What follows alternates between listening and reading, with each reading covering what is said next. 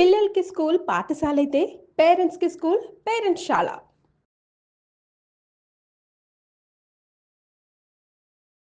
Hi మనుబాబు గారు. Yes ఇప్పుడు భార్యాభర్తల మధ్య సఖ్యత ఉండట్లేదండి. అవును. సో అసలు ఎన్ని పెళ్ళిళ్ళు చేసుకున్నా కూడా పెటాకులే అయిపోతున్నాయి. ఆల్రెడీ పెళ్ళైన వాళ్ళు పెళ్లి కాని వాళ్ళ వైపు అట్రాక్ట్ అవుతూ ఉన్నారు. వయసుతో కూడా నిమిత్తం లేకుండా ఇలా ఏదేదో పిచ్చి పిచ్చిగా జరిగిపోతుంది. ఎవరికి నచ్చినట్టు వాళ్ళు చేసేసుకుంటున్నారు. ఎలా ఉండాలండి అసలు మనము? ఇప్పుడు ఎట్లా ఉందంటే పాతకాలంలో పెద్దవాళ్ళు, ఇప్పుడు ఒక కుటుంబంలో ముసలి వాళ్ళు అంటే తల్లిదండ్రులు అవ్వాతాతలు ఉన్నారంటే ఆ కుటుంబం మంచి స్థాయికి పోతుంది అని అర్థం. వాళ్ళు ఉన్న వాళ్ళని కానీ మనం ఉపయోగించుకుంటే ఆ ఇంట్లో పెద్దవాళ్ళు ఉండాలి, ఇలా ఉండకూడదు, ఎలా ఉండాలి, ఏదో ఒకటి చెప్తూ ఉండాలి వాళ్ళు. అప్పుడే మన మైండ్లోకి పోతుంది అది. ఎవరు లేనప్పుడు ఏమవుతుందంటే వాళ్ళకి అడ్డు లేదు, ఎవరు లేదు, పెద్దవాళ్ళు లేనప్పుడు భార్య భర్తలే పెద్దవాళ్ళు, వాళ్ళిద్దరే. ఆమె ఇప్పుడు భర్త ఉంటాడు, బయట పోయి తిరుక్కొని వస్తూ ఉంటాడు, ఎన్నో విషయాలు బిజినెస్ మ్యాన్ ఉండొచ్చు, లేకపోతే ఎంప్లాయీ ఉద్యోగం పోతే ఎన్నో టెన్షన్లు ఉంటాయి కూడా. మామూలుగా మనం ఆలోచించాలి, హౌస్ వైఫ్గా ఉన్న వాళ్ళు మెయిన్గా ఆలోచించాలి ఇది. అతను బయట పోయి వస్తాడు, ఎన్నో టెన్షన్ల వల్ల కూడా ఇక్కడ ఏదో ఆ చిరాకును చూపించాల్సి వచ్చేస్తుంది కొంతమంది.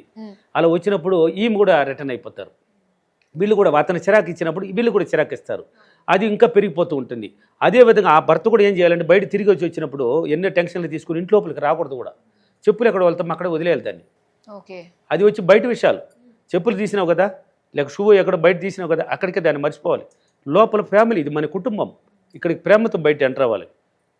నువ్వు లోపల బయట నుంచి వచ్చేటప్పుడు ప్రేమతో రావాలి. అప్పుడు దాన్ని వదిలేసినావంటే లక్ష్మి ఎక్కడున్నావు, అప్పుడు ఆమెకు కూడా హ్యాపీ అవుతుంది. అంటే ఆయన మారాలి, ఈమె మారాలి.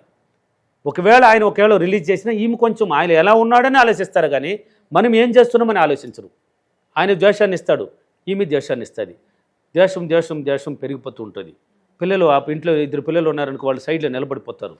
వీళ్ళిద్దరు పొట్లాడుకుంటా అంటే మాటలు చెప్పుకుంటూ ఉంటే వాళ్ళకి ఏదో తెలియని ఒక భయంతో సైలెంట్గా వింటారు. మనమే ఆ పిల్లకాయలను కూడా చెరిపేస్తున్నాం. ఇది ఎంతటితో ఆగదండి. మనం చెప్పే ప్రతి మాట వాళ్ళిద్దరు మైండ్లో కూర్చుంటుంది, ఆ పిల్లల మైండ్లో కూర్చొని ఉంటుంది. మన తల్లిదండ్రులు కూడా పోట్లాడిన వాళ్ళు కదా, వాళ్ళు కూడా పెద్ద అయితే పోట్లాటలు దిగుతారు. ఇదే విధంగా మనం అలా ఉండకూడదు. పిల్లలు ఎదురుగా అస్సలు మాత్రం ఎంత చిరాకు ఉన్నా కానీ వాళ్ళు ఉన్నంతకాలం కొంచెం ఓర్పుతో ఉన్నాను. వాళ్ళు వెళ్ళిన తర్వాత నీకు తట్టుకోలేని పరిస్థితి ఉంటే కొంచెం ఓర్పుతూ ఉండు. ఆటా తట్టుకోలేదంటే బాత్రూంలోకి వెళ్ళి తలిపేసుకొని కావాలంటే కొంచెంసేపు నీతో నువ్వు మాట్లాడుకో. అంటావు నన్ను చేస్తారు ఈ కథ, తేలుస్తాను ఉండు, మళ్ళీ చెప్తాను ఉండు, పిల్లకాయలు బాని అది కక్కేయాలి. కొంతమందికి మనసులో నుంచి బయట రావాలి, ఫ్రీ అయిపోతారు. ఆవకపోతే వాళ్ళు పిల్లకాయలను కూడా చూడరు, అన్నాడా చూడాలా ఆహా అంటూ ఉంటారు.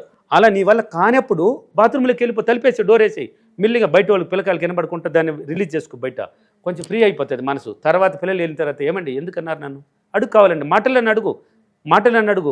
నేను నీ భార్య కదా, అక్కడెక్కడో విషయాలు తీసుకొచ్చి నా మీద చూపిస్తారు, కావాలంటే కూర్చోవాలి. లేదనుకున్నారా 4 రోజులు తిరిగి ఆయన భర్త తిట్టినాడు అనుకో, భార్య ఏం చేయాలంటే ఒకరోజు కూర్చొని పెట్టుకోవాలి భర్తని. లీవ్ అనుకో, సండే అనుకో, లీవ్ అనుకో, ఆయన కూర్చొని ఉంటాడు ఏదో ఒకటి సోఫాలో టీవీ చూస్తూ, పక్కన కూర్చొని మాట్లాడాలండి. మాట్లాడింది సమాధానాలు రావు, ఆన్సర్లు రావు. నువ్వు కూర్చొని మాట్లాడాలి. ఏమండి మీ బాధ ఏంది చెప్పండి నాకు, నేను ఎలా ఉండాలి, మీకు ఎలా ఉంటే నీకు కంఫర్టబుల్గా ఉంటుంది, నీకు హ్యాపీగా ఉంటుంది చెప్పు, నేను మారుతాను. నువ్వు అడుగు. అవతల ఆయన కూడా తెలుసుకోవాలి. భార్య అడిగిందంటే ఆయన కూడా తెలుసుకోవాలి. అవును కదా, నేను ఆమె అడిగినప్పుడు అన్ని ఆన్సర్లు క్వశ్చన్లు భయాన్ని పుడతాయి. ఆయన అప్పుడు అవును లేదు మనం బయట విషయాలని తీసుకొచ్చారు చెప్తాను, లేదు ఇంకా టెలిసీలో ఉండకూడదు అని కూర్చొని మాట్లాడితే ఒక కొలిక్ వస్తుంది, అంటే ఒక ఆన్సర్ పుడుతుంది. అప్పుడు ప్రేమతో పోవచ్చు. ఒక ఎగ్జాంపుల్, ఒక ఫ్యామిలీ, నాకు తెలిసిన ఫ్యామిలీ చిన్ననాటి నుంచి తల్లిదండ్రులు ఉన్నంతకాలం ఒక రేంజ్లో పోయింది. వాళ్ళు చనిపోయిన తర్వాత కష్టాలను కూడి జీవించాడు. ఎంతెంతనో చేసుకుని ఏదో ఒక పని చేయని పని అంటూ ఉండదు, ఏదో ఒకటి చేసుకొని పిల్లల కోసమే జీవించాడు. ఎవరు? భర్త. నాకు బాగా తెలిసిన ఫ్యామిలీ ఇప్పుడు ఉన్నారు, వాళ్ళు హ్యాపీగా ఉన్నారు. కానీ ఏం జరుగుతున్నది అని చెప్తాను. పిల్లల కోసమే జీవించాడు. ఎంతైనా పిల్లలు భార్య కుటుంబాన్ని పోషించడం ఎలా, ఒక్కొక్క అడుగు ముందుకు పోవడం. బట్టలు కొనిచ్చిన కూడా వాళ్ళకి మాత్రమే, ఇతను కొనుక్కోడు. ఒక సంక్రాంతి వచ్చినా దీపావళి వచ్చినా మీరు కొనుక్కోండి, నాకేదో ఉండే చేసుకుంటారు, మీరు పిల్లకాయలు నువ్వు కొనుక్కో అనే రేంజ్లో పోతున్నాడు. పిల్లకాయలు ఎదుగుదల వచ్చింది, అంటే చదువులంతా అయిపోయేసి వచ్చింది. అంటే అంతవరకు భార్య కొంచెం భయంతోనే ఉండింది.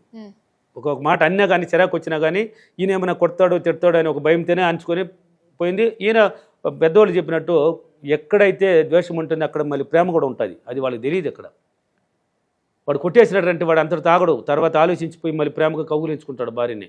అలాంటి జీవితం వాళ్ళ ఇంట్లో జరుగుతుంది. ప్రేమకు పోతున్నారు, పిల్లలు ఎదుగుదల వచ్చింది, పిల్లలు తిరిగి మాట్లాడే అంత స్థాయికి వచ్చినారని తెలుసుకున్నది. ఇప్పుడు భర్త ఏం చెప్పినా తిరిగి మాట్లాడడం స్టార్ట్ చేసేసింది. అంటే సపోర్ట్ ఉన్నారు కదా నాకు, నువ్వు నన్ను ఏం చేయలేవు కదా, కొట్టాలన్నా రాలేవు, తిట్టాలన్నా కూడా నా పిల్లకి ఎందుకు తిడుతున్నాం మా అమ్మని అంటే పిల్లల్ని ఏదోదో చెప్పి వశం చేసుకున్నది. వశం అంటే ఏంది? మాటలతో ప్రేమతో వశం చేసింది. నన్ను ఇలా అన్నాడు, ఒక్కప్పట్లో ఇలా అన్నాడు, మీ అవ్వ ఇట్లా చేసింది, మీ తాత ఇలా చేసినాడు, ఏదోదో చెప్పి నాకు ఎవరు లేదు, మీరేనా, మీరు కూడా అడగకపోతే ఎలా అని ఏదో చెప్పేసింది.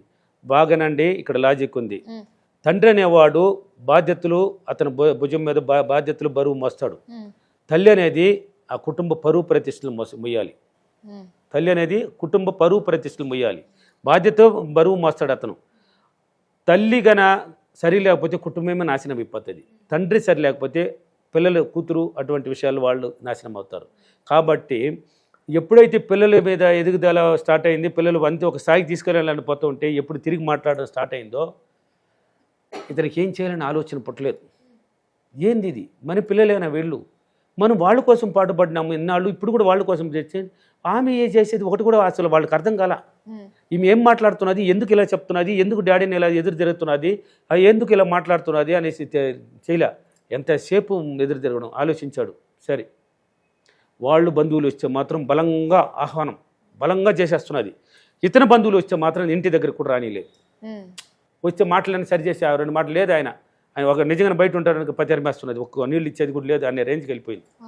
అంటే ఎంతసేపు ఓర్చుకుంటాడండి అతను కూడా మనసులా, అతను కూడా మానవత్వంలా. ఇప్పుడు జరుగుతుంది లైవ్లో అది. అంటే చూసినాడు, పిల్లలు చెప్పి చూసినాడు, ఇవన్నలా అమ్మ మాటలేనే ఉన్నారు. సరే, మీ బతుకు మీరు జీవించండి. ఏందే? ఎందుకు డైవేస్, ఎందుకు కొట్లాట్లు, ఎందుకు గొడవలు, ఎందుకు? తెలివైనవాడు ఎప్పుడు కానీ తెలివైనవాడు, మేధావులు భార్య అరుస్తున్నది అంటే మొగోడు గుర్తుపెట్టుకోండి. భార్య ఇంట్లో అరుస్తున్నది అంటే ఒకటి టీవీ సౌండ్ పెట్టేసి తలుపులన్నీ కిటికీలు మూసేసి వాడి రూట్లో వాడు ఉంటాడు, నువ్వు అరుచుకో నాకు రాదనేసి. ఇంకా మేధావి బుద్ధిమంతుడు ఎటువంటి అంటే నువ్వు అరుస్తున్నావు అంటే లేచి బయట వెళ్ళిపోవడం. నేను ఉంటానే కదా గొడవ పడతాను నా మీద, నేను వెళ్ళిపోతే నువ్వేం చెప్పినా నాకు రాదు, వెళ్ళిపోతాడు. వాడు మేధావి అమితమైన మేధావి, బయట వెళ్ళేవాడు. నువ్వు అరుచుకో, కొంత తర్వాత వస్తే అరిచేసి అయిపో ఉంటుంది, ప్రశాంతంగా ఉండొచ్చు. అలా చూసినాడు ఇలా కూడా చేసినాడు. బయట కూడా పోయి కొన్నాళ్ళు ఉన్నాడు, మారలా. చూసినాడు ఎంతసేపు ఆయన మనసు పిల్లల మీద కొట్టుకులాడుతున్నది. పిల్లల్ని అన్యాయం అయిపోతారే, ఈ మూల పిల్లలు అన్యాయం అయిపోతారని ఆలోచించాడు. నాతో ఎన్నోసార్లు మాట్లాడాడు. నీ దారి, నీ మైండ్ ఏం చెప్తుంది దాన్ని చేసుకున్నాను. నేనేం చెప్పినాను? నేను మైండ్ పవర్ చెప్పేది. నీ మైండ్ ఏం చెప్తుంది దాన్ని ఒకరి సలహాలు అవసరం లేదు. ఇక ఆలోచించినాడు, చేసినాడు. ఇప్పుడు ఆయన హ్యాపీగా తనిగి వెళ్ళిపోయినాడు, వదిలేశాడు. ఇల్లు వాకిలు మీరే అనుభవించుకోండి, నేను అది చూస్తాను. అతను సంపాదించుకుంటున్నాడు హ్యాపీగా తని కూడా. ఇప్పుడు ఎవరి జీవితం నాశనం? ఆమెదే కదా. ఆమె జీవితం పిల్లల జీవితాన్ని నాశనం చేసింది.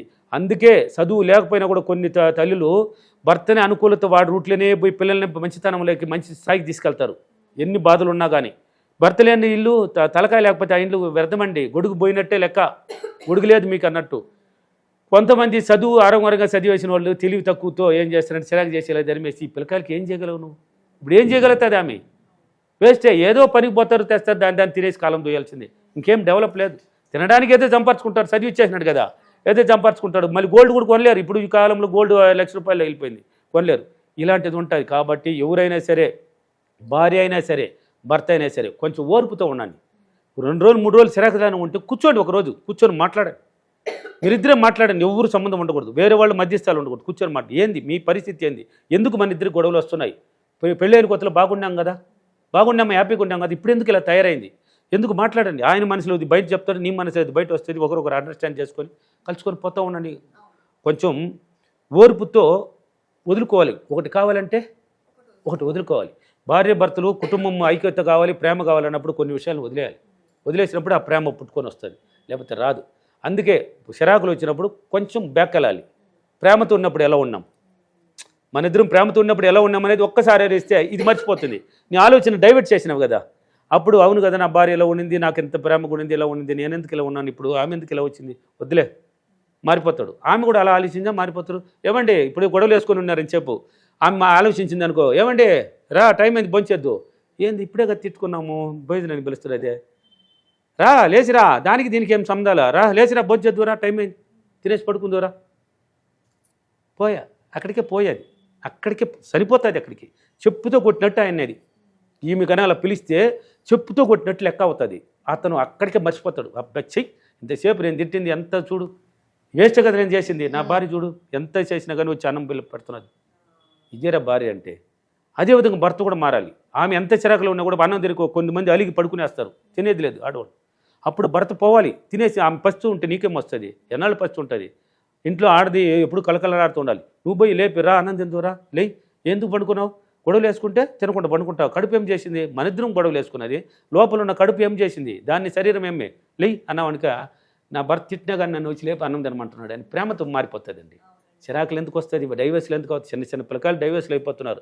దయచేసి భార్య అయినా భర్త అయినా ఇద్దరు మారాలి, ఒకరే కాదు ఇద్దరు మారాలి. ఆయన ఎలా ఉండాడని ఆయన తెలుసుకోవాలి, నువ్వు ఎలా ఉండవని తెలుసుకోవాలి. మీరిద్దరికి ఎలా ఉంటే బాగుంటుంది అని ఒక్కసారి ఆలోచించండి, కూర్చొని మాట్లాడండి, ప్రేమతో పుట్టుకొస్తుంది. ప్రేమతో పంచుకుంటూ పోండి, డైలీ ఆనందంగా వైభవం. ఇప్పుడు 10 సంవత్సరాలు గొడవలు వేసుకొని ఇప్పుడు 40 అనుకో, 10 సంవత్సరాలు గొడవ వేసి 50 దాటేసింది, అప్పుడు పోయి అయ్యో 10 సంవత్సరాలు పోయిందంటే మళ్ళీ వస్తుందా, రాదు. కాలం పోయిందండి, టైం వేగం మళ్ళీ రాదది. అప్పుడు ఆ జీవితాన్ని 10 సంవత్సరాల జీవితాన్ని వేస్ట్ చేసుకున్నట్టు అవుతుంది. వద్దండి, ప్రేమను పంచుకోండి ఈజీగా. ప్రేమ భర్తతో, భార్య భర్తలు, పిల్లలు కూడా ఐక్యమత్యతో మీరు ఆనందంగా ఉంటే ఆ పిల్లలు కూడా సంతోషంగా పుష్కలంగా పెరుగుతారు. వాళ్ళ మైండ్ కూడా పీస్ఫుల్గా ఉంటుంది. పిల్లలు కూడా చదువులో కూడా ఇంట్రెస్ట్ చూపిస్తారు. మీరు తిట్టుకుంటూ కొట్లాడుతుంటే వాళ్ళు అక్కడ చదవమంటే ఏం చదివేది, 7 డిస్టర్బెన్స్ అయిపోయింది వాళ్ళకి మొత్తం. ఆడపోయి అన్ని గుర్తొస్తాయి, చదువు మీద ఇంట్రెస్ట్. ఓకేనా? కాబట్టి ఈరోజు అఫర్మేషన్, నేను నా భర్త ఒకరినొకరిని అర్థం చేసుకొని ప్రతిరోజు ప్రేమను పంచుకొని సంతోషంగా ఆనందంగా నేను నా భార్య నా పిల్లలు సంతోషంగా ఆనందంగా వైభవంగా జీవిస్తున్నందుకు డబ్బులకి విశ్వానికి చాలా చాలా కృతజ్ఞతలు. థ్యాంక్ యూ అనివారు, థ్యాంక్ యూ మనీ.